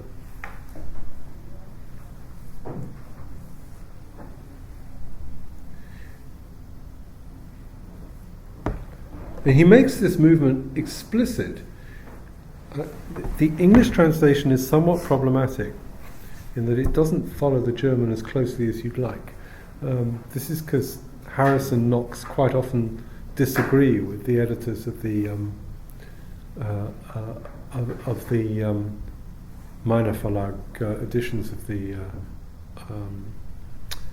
the Hegel critical edition in their decisions on the manuscript, the different editions of the manuscript. It's very irritating, actually. It's very English. It's that kind of, these Germans didn't really know what they were doing. Of course, we chaps over here know what.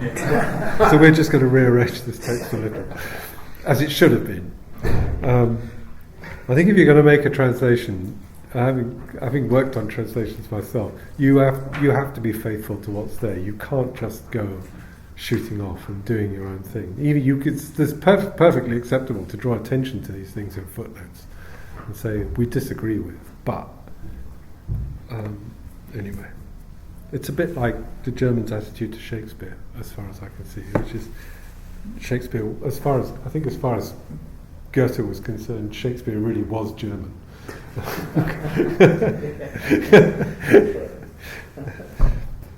Not according to Hegel, by the way, who disliked Shakespeare and distrusted him. But then Hegel was the man who said that Euripides was not really Greek, so I suppose everybody's at it. I don't know. But in the English, as desire passes over into enjoyment, which in the German here, die Begierde befreit sich so von der Beziehung auf den Genuss. That's the movement in question.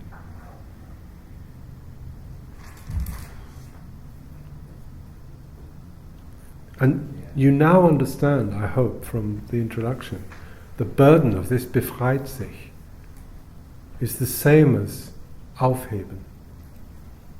Aufhebt and befreit sich are effectively the same, saying the same thing.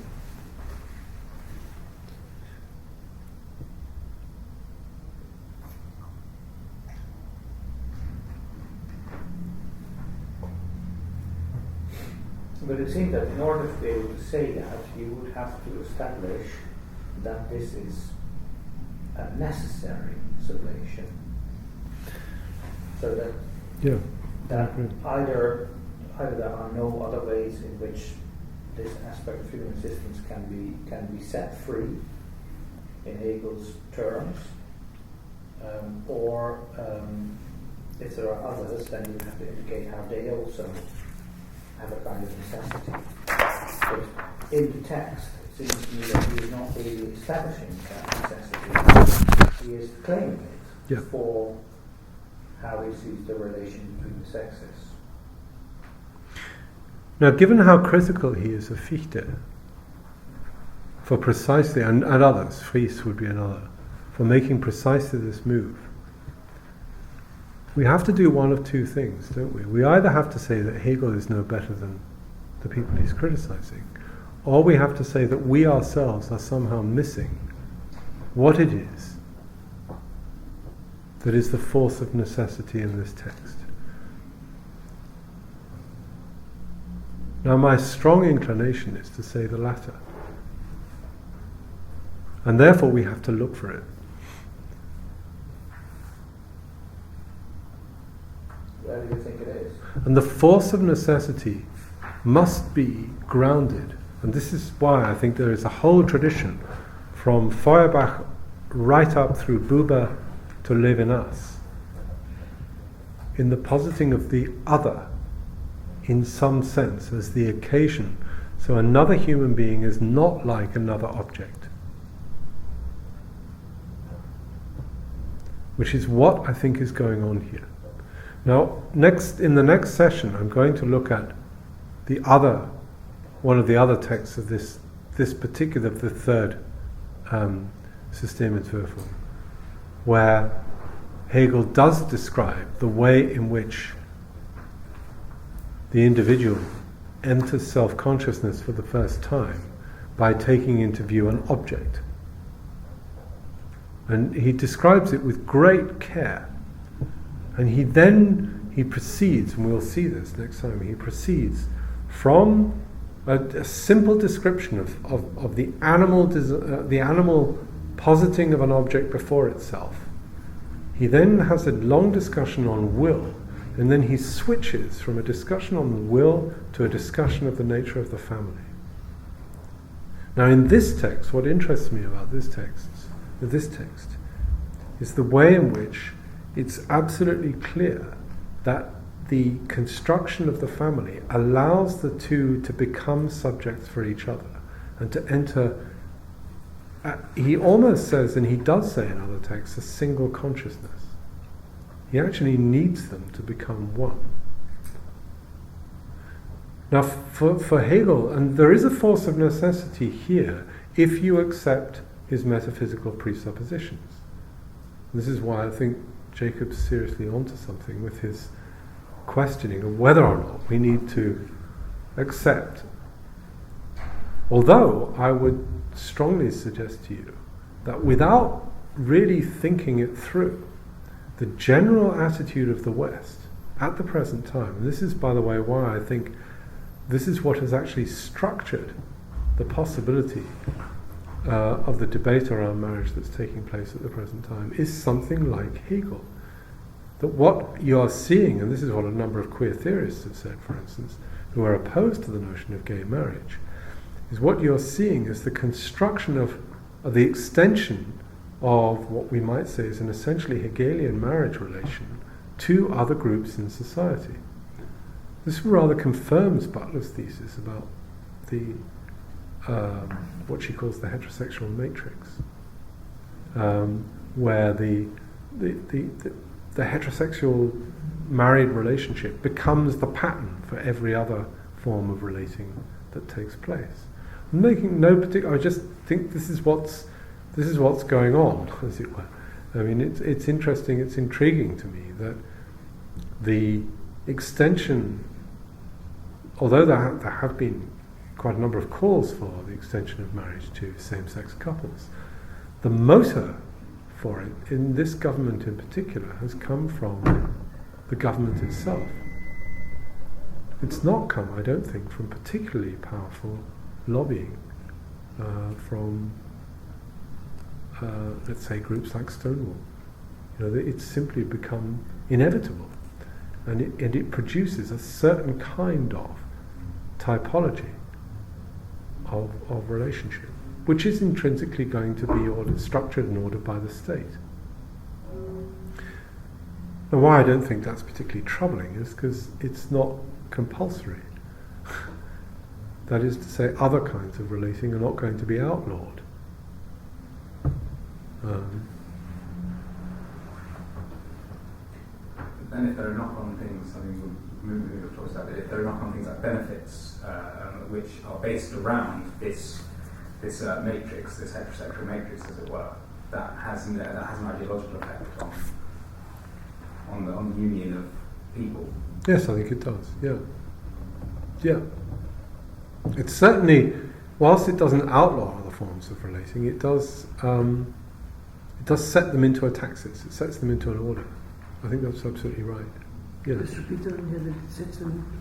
Into a taxis, an order, right. A structure which has a lower and a higher. I don't know if anyone saw the Aristotelian Society the week before last. I can't remember her name. An academic an American academic came and spoke about alternatives to marriage. Her argument is that she spoke at the LSE. Her argument was that the state should abandon any licensing of marriage. As far as I could tell, what she was arguing for is that any pair or group even of individuals could go to the state and negotiate the way in which they wanted a contract to exist between them. It's an interesting alternative. I mean, Hegel would be horrified by that. And that's why I think, that's why I think we have to take him seriously. There is at least there's a question here to be inquired into that I don't think anybody has particularly inquired into at the present time.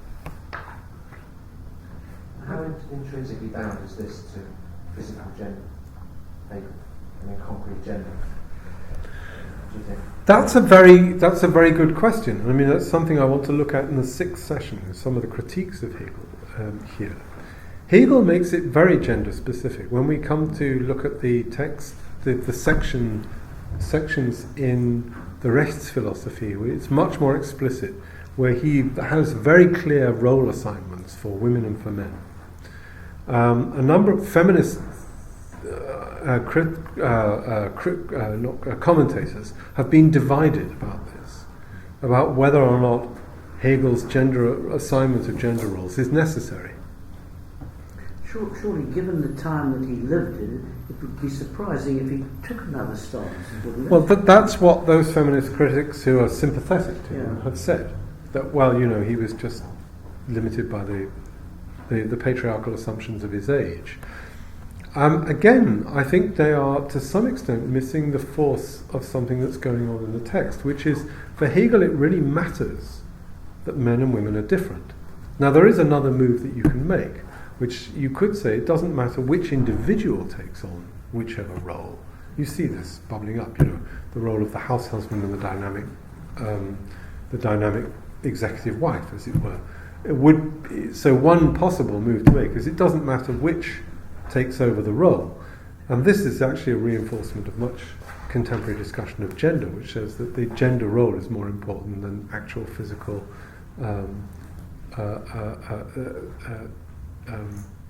sexual structure. The sexual structuring of the body is less important than the gender role. That's certainly worthy of consideration. You say Hegel will be horrified by that idea of two individuals going to the government to negotiate terms by which some absolute benefits, etc. Two or more. But isn't, sorry? Two or more. Two or more, sure. Yeah. That's two or more. Yeah. I see. That's slightly skewed what I was going to say. But just on the grounds that, let's say, it were two people, could that not be seen as a Hegelian expression of the unity of non-identity? Two people going, but we have this love between us, therefore we would like to construct something which would be analogous to the Hegelian concept of the family. I think for Hegel it's got to be two. There is something in the two-ness of it, which is because it's an overcoming. I mean, the English translations refuse to accept the zwei of Entzweiung. But Entzweiung has got a two in the middle, and there's a reason why Hegel uses that term. There are a plethora of other German terms he could have used to indicate conflict or division. He doesn't. I guess my real question is his focus on the notion of marriage. Isn't that he's using sort of vocabulary, the institutional vocabulary that he has at his disposal, that he's used to given the historical circumstance? But actually for two people to come forward and to express something which is maybe not nominally marriage, but is in terms of the unity of two individuals, of their non-identity, approaching something like what Hegel is getting at here, despite the fact that it isn't marriage explicitly. I think, and this is where I think, you're kind of calling me to reveal my view, of Hegel here, because I think actually the feminist critics that think that although Hegel is historically bound by gender roles, he's not actually, Hegel's thought is not actually bound by gender roles, is actually correct, because I think what really matters in Hegel's thought is that the subjectivity of the subject is every subject is actually the same, and that whilst within the interior life of the single personality of the family, and he says in two different texts that the family is ein Person, those individuals may be called upon to fulfill different roles. Nevertheless, the subjectivity of the subject is in each case what really matters. And so I think you're right that in that sense. But that's, I think, an interpretation of Hegel. Hegel himself does stress a differentiatedness. Now, you find something akin to this in people like Derrida and Irigaray, who talk about sexual difference as the irreducible difference. Irigaray certainly seems to think that, on the one hand, she is not necessarily bound by what you would call the problems of essentialism in feminist theory, but there is something irreducible in gender difference. And Derrida says in several places that this is the last difference. Now, in fact, if you're going to pursue something like, if you're going to find out that necessity that we are looking for, that Hegel seems to be pointing to, that force of necessity, you need the irreducibility of difference. Whether the irreducibility is simply in the difference between one subject facing another subject as opposed, and allowing each to become subject for each other and, as it were, a single subject in themselves, and so overcoming the subject-object relation between each other, or whether that is in some sense dependent on the materiality of their bodies, is quite complex, because Hegel is interested in materialities. Kant isn't, I don't think. Kant's quite happy for a trennung, as it were. Well, it seems that Hegel, in his desire to put everything into, to show how the absolute, as you said very clearly in your paper, realizes itself at every step along the way, there has to be almost a necessary structure into which we have to fit. Yeah. And if once you can show, as he thinks he can show elsewhere, that nature is necessarily made up out of the animal, the vegetal, and the mineral structures, then it almost necessarily follows that the way the species propagates itself is the metaphysical basis for the development of subjectivity. Yeah. And you can see that those ideas are very, maybe not explicit, but are in the background. You would like to be able to say that, as it were. That's where I think the other thing that I think has to be confronted here is what he calls the givens. The things that just are given in this, that are waiting to be uncovered and made present.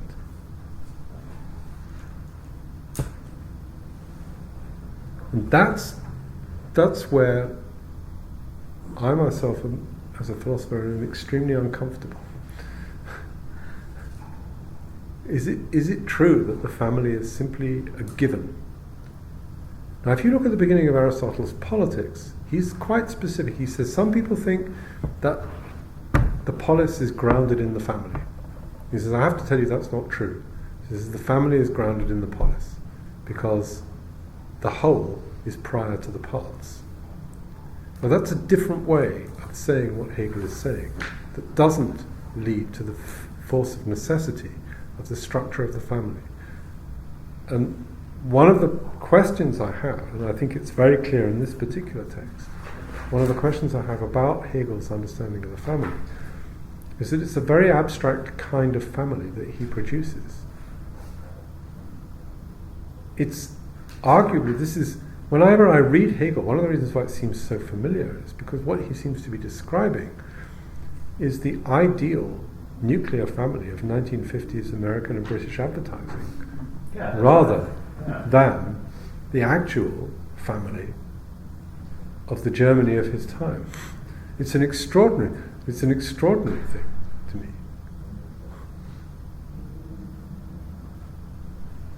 the absolute spirit is like Mary Poppins. The absolute spirit is like Mary Poppins, Mary Poppins, but Mary Poppins who uses Fairy Liquid and Colgate toothpaste, has very shiny white teeth and a perfectly ordered house, probably somewhere in Guildford or in the the posher New Jersey suburb. Yeah, that's true. But as a thing, speaking as philosophers, we might say, yeah, well, how serious do we have to take this? Is that a relative? We might say, yeah, of course, people think all sorts of things, and here we have very clear conflation of the task of metaphysics to show how the absolute is an ingredient in the process of realization, with what is in an unreflective way presented as a natural order of things. And we know now that this is not how it is. Do we know? I mean, that's my question. Do we know? I mean, that's in a sense, what fascinates me about this is how unabstract it is. How it really is a very serious attempt to think through concrete realities which are familiar.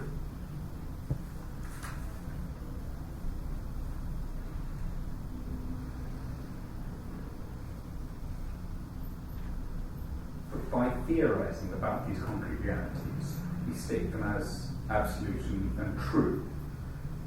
But what we seem to be saying is that these... Or rather we say that the absolute and the true come to be known through these concrete realities being manifest in a particular way. Yes. Yeah. But what we're finding is that this sort of bourgeois conception of family is almost contingent. That actually there might be other paradigms of family living. So is it that this existing model is the truth, or is it that it is simply a historical contingency? Isn't that one of the questions we have to address? I mean, I think that's right. You've put it very well.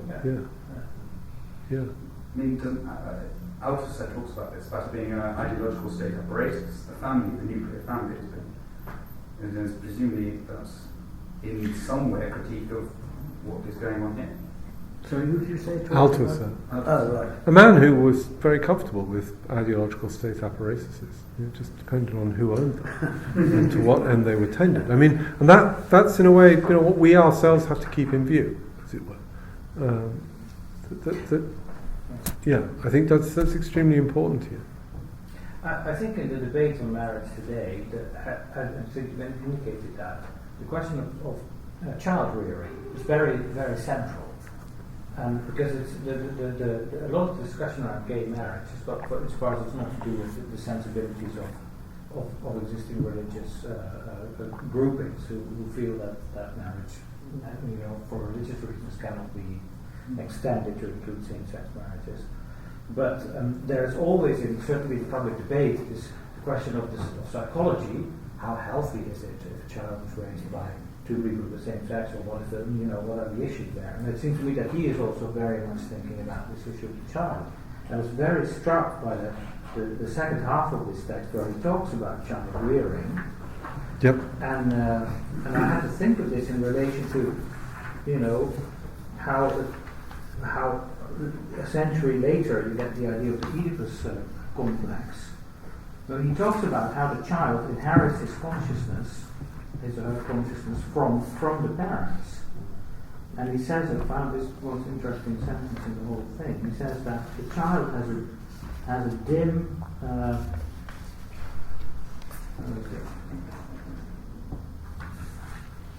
he says some in German, he says so das Bewusstsein, that's on page 214 in the German text, line 30 das Bewusstsein der Eltern ist seine Materie, auf deren Kosten es sich bildet. So the child develops consciousness on the costs of the consciousness of the parents. That's his matter. Sie sind ihm ein unbekanntes, dunkles Ahnden seiner selbst. The parents are for him an unknown dark premonition of itself, and they are already an offering, a sublation of his simple gedrungenes in sich sein, self-containment, his simple and compact being within himself. And then he starts to say that the world that the child enters is the ideal world of the parents. So it is idealiteit. It is not realiteit. And so it is what confronts the child is the symbolic world, if you want to put it like that, the constructions of the parents. And I think that sort of from a Freudian point of view is very, very, very prescient to say that. It's the big other. It lives in the world of the big other and has to in an inverse, literally, his consciousness is almost inverted. He has to find its way out of that into the real. And so a question that poses is, how does the child come to be later on in a position where it needs to marry in order to become a subject? What is going on there? Is the child not through this process already becoming a subject? Him or herself, and unhappy, and unglückliches Bewusstsein almost necessarily. So how does the child get into the position of being a grown-up who needs to marry in order to overcome his lack of subjectivity? Yeah, that was, and well, that's just a question. Yeah. Is this also tied up the fact that we inherit the ideal world of the parent? It has to do with the fact that the child's identity, the name you're given, the character that your parents give you when you come into the world, is a figment of a creation of their imagination. So the child actually lives the ideal world of the parents as well as Yeah, of course. I want to speak for Hegel just a little bit, because I think I think Johann's, it's a strong interpretation, but it's a very Lacanian interpretation. It sounds more like Lacan than Hegel. And so we need to qualify. We may want to pursue the notion of the ideal in the sense that you've proposed, but I'm not sure that that's what Hegel means by the contrast between the ideal and the real here. I think that for him the ideal world is actually because the ideal world is that world within which freedom is realized. Whereas for Lacan, the ideal world is that wherein freedom is removed, it seems to me. Hence the notion of the big other who controls and limits. But rather that because the parents, the ideal here is the parents having become one. Not, as it were, them becoming, so they are other to the child, but not big other to the child. They are ideal only in the sense that the child, that's the means by which the child itself is set into reality, is set into the real, and has to achieve its own ideality. Does the child already acquire a relation of Anerkanntseyn? Of recognition. Of recognition with yes, with precisely. parents. Yes, precisely. So the child is also in a dialectical relation with the parents, inasmuch as they singular, as parents, produce the child. They also produce. I mean, the word, for instance, that's used in the Rechts philosophy is Zeit. We move from one Zeit to the other side.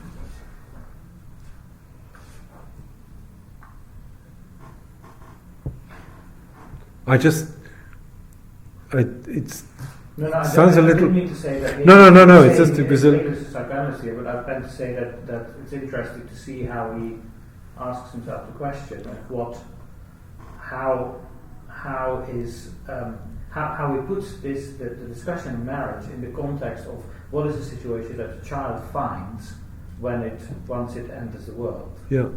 And I was saying that is very much also today one of the focal points of the discussion extending the notion of marriage. There's a strong, I mean, for instance, I think that the strong emphasis on education here, isn't that also part of the hymnis that's named in the first sentence of this section? Education is the means by which the individual, the child, learns how to convert die Begierde, mere animal desire, into Arbeit.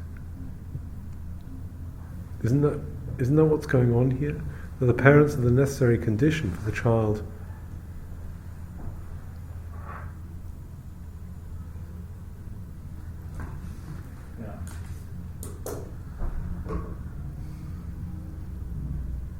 Now that's not a new theme, by the way. I mean, that's,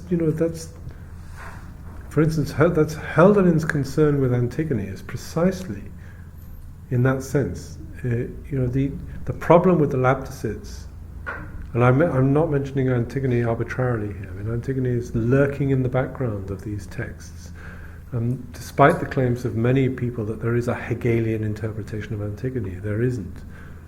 But it's interesting that Hegel references Antigone. For instance, in the manuscript that turned up in 1984 of Hegel's actual lectures, on which the Rechts philosophy was based, in an absolutely key sentence in relation to the family, he suddenly starts talking. He makes a reference to Antigone again. The point being that the Labdicid, for Hölderlin, the Labdicids had never been properly brought up. They were part of the Thebans, that were part of a tribe who grew spontaneously from the ground and had no genuine parenting. And so they themselves did not know how to communicate parenting to each other. And Hölderlin certainly seems to have taken the view, and the way he translates Antigone into German, Hölderlin certainly seems to have been of the view that the central theme of the tragedy is this essential evil of the Theban becoming, that Oedipus inadvertently represents. So whereas a lot of interpretations of Oedipus are confronted by the fact that this seems Oedipus's sin or Oedipus's pollution of the city is in some sense arbitrary and not his fault. But that's not the point.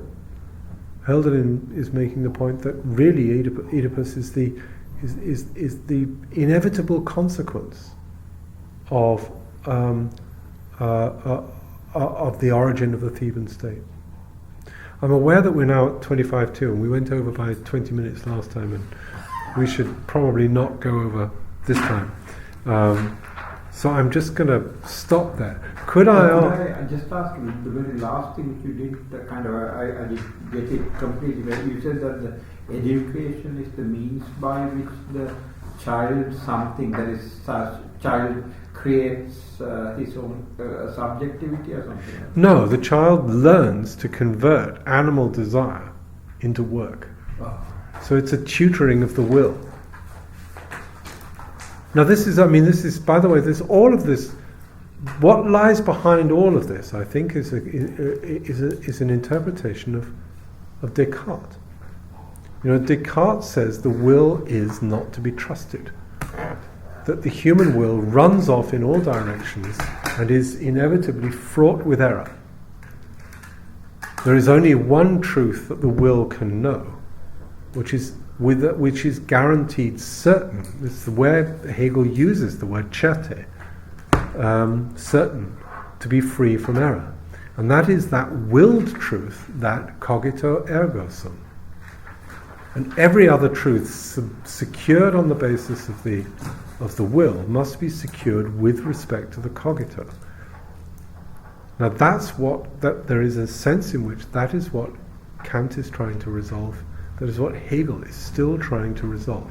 How the will is to be coerced into, and so how activity, this is why the emphasis is all on Tätigkeit, activity. Intelligence merely receives. This is an Aristotelian division that Descartes takes over. Intelligence merely receives truth, and hence it recognizes truth as such. But the will is problematic in relation to, and so Hegel has secured for himself, in many ways, a very elegant solution. It's not one I'm comfortable with, but it has enormous elegance. Where there is a transmission of the training of the will, that therefore secures truth for the will through the self-positing of the absolute, which reveals what is already there to be known. That's what's really going on here, I think. And that's what education gives. That's what education gives. And that's what all this emphasis on Bildung, on the constructiveness of education and culture, is all about. The cultus. Culture is a cultus, a cultivation. The constant tending to the bringing up of something in a particular way and in a particular direction. That, if you like, is Recht. Recht. Recht. Yes. Richtig. Yeah. Yeah. Does that mean we can read Hegel as a proto-conservative? Well, that is the $64,000 question. Marx certainly did. It seems that that's the logical conclusion, unless I don't know. Well, I think it's quite beneficial for our kind of situation, this idea of culture and cultivation. I think now culture is just seen as titillation and leisure and enjoyment. I mean, I quite like this sense of culture as something which is meant to edify and improve our humanity. I don't see that. Is it concern? You see, the question I wouldn't. Well, then we should shut up and go. But again, to defend Hegel, you have to think of Hegel as thinking after the French Revolution. Why is there all this discussion of Herrschaft and Knechtschaft? This is not, slavery is the wrong translation. This is the end of feudalism and the emergence of the possibility of social conditions which are secured solely on the basis of an equal subjectivity. Is that conservative or is it radical? And that's why Hegel's so concerned with Rousseau, I think. Now, Marx's criticism is it's not radical enough. That Hegel was a conservative because he didn't think through to the very end what the freeing up of every previous constrictive relationship around humanity meant, such that subjectivity had never yet properly appeared, which is why he follows Feuerbach with this term of Gattungswesen, which is the true subjectivity of the subject, and why Marx is so keen to avoid Hegel's terminology of subjectivity, because he does think of Hegel as a conservative. But Hegel is thinking always, I think, with respect to the French Revolution, and therefore to what it means to establish a society of genuine freedom between and among subjects. We'll end it there. Thank you.